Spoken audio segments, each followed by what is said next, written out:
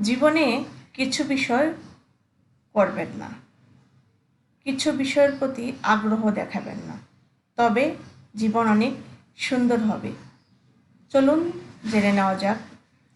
জীবনে কখনো আত্মীয় স্বজন কিংবা পরিবারের লোকজনদেরকে ধার দিবেন না।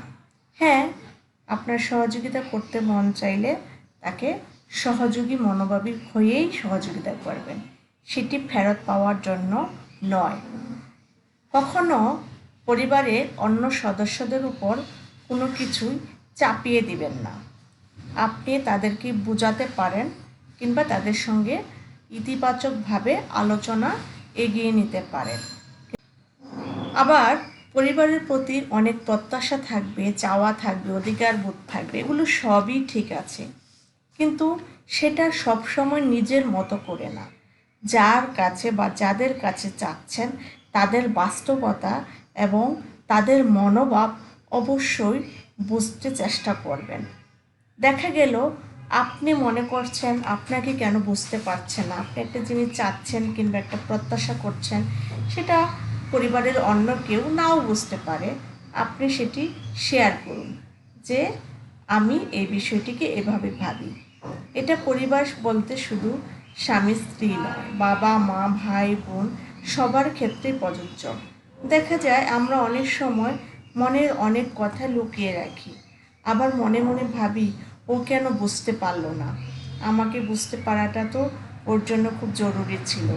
এই বিষয়গুলো ভাবতে ভাবতে দেখা যায় আমরা অনেক সময় ভেতরে অনেক যন্ত্রণা জমিয়ে থাকি, যে যন্ত্রণার বোঝা অনেক ভারী হয়ে যায়। সুতরাং এভাবে নয়, নিজেকে উন্মুক্ত করুন, নিজে বুঝতে চেষ্টা করুন যে কতটুকু বলা যায়, কতটুকু বলা যায় না, আর প্রত্যাশার জায়গাগুলো কেমন হওয়া দরকার।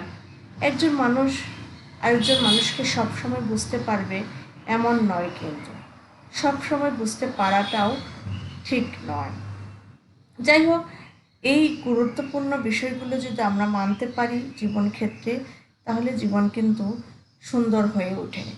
আমি আমার জীবনে দেখেছি, যা মনে হয়েছে কিংবা মনে হয় আমি সেটি বলে দিই কিংবা সেটি জানিয়ে দিই যে এটা ঠিক নয়, সেটা বোঝানোর চেষ্টা করি।